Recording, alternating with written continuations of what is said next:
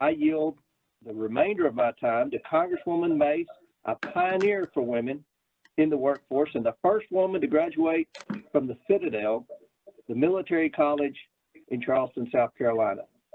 I yield to Ms. Mace.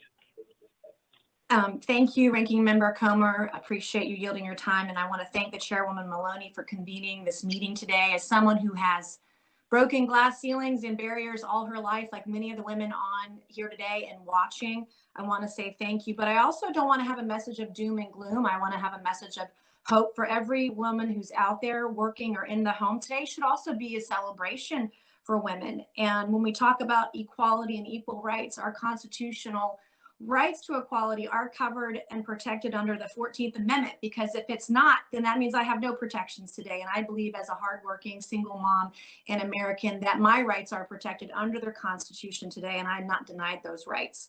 I want to start off by echoing the ranking member's statement.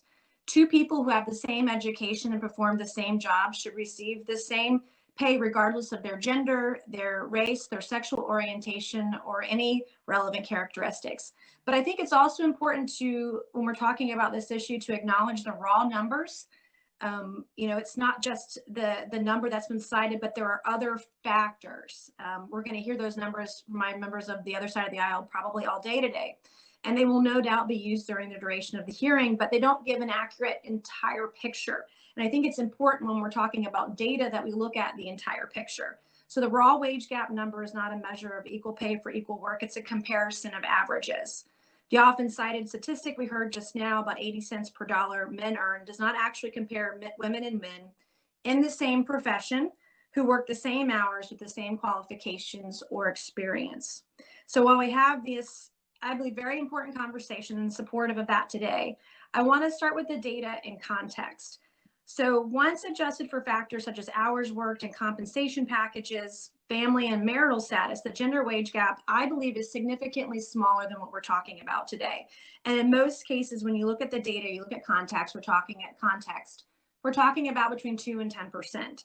So I'm not saying there's no gender wage gap. I'm not saying it's statistically unlikely women earn less than men. I'm just saying that it's not because of widespread discrimination. There's always been discrimination, and we may never be able to resolve it 100% at all. And I've been in a male-dominated industry my entire life, and I've seen that discrimination in every industry that I've been in.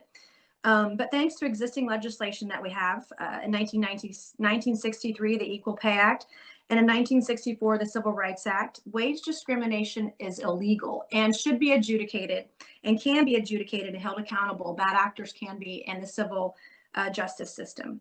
In order to get a clearer picture, I want to briefly look at the data, and starting with hours worked. In 2019, the Department of Labor's time use survey found the average full-time working man spends 8.32 hours a day on the job compared to 7.73 hours for the full-time working woman. So let's be clear, this is not a reflection of effort. It's women on average spend more time doing other unpaid work. There's been a survey that was done in 2019 that 22% of men say they do household work compared to almost half of women. So don't get me started on that conversation either. but there are big differences, statistically significant differences. But hours worked isn't the only factor to consider here. The data show that women in general, they're willing to trade higher pay for more flexibility, whereas the data shows that men are willing to trade flexibility for higher pay. And children also play a role in all of this. And so these are important factors when we're having this conversation. And not too long ago, we as women, we didn't have the ability to make decisions about our professional careers, our personal lives, where we went to school. All of these have been achievements and successes that we've had, and I want us to celebrate those. As the ranking member Comer said earlier, prior to the pandemic, women were joining the workforce at a faster pace than men. Women outnumbered men in earning college degrees. But in the last year, we've seen, because of schools closures, that we've had over 3 million women leave the workplace. And this has been devastating to the progress we've made to women going into work and having careers. I cannot express how devastating. We've set ourselves ourselves back decades because of COVID-19 and school closures. But we must continue to work for equal opportunity and individual flexibility rather than simply equal pay. There are other factors. These two are not mutually exclusive. And I want to thank the ranking member for yielding his time. I yield back.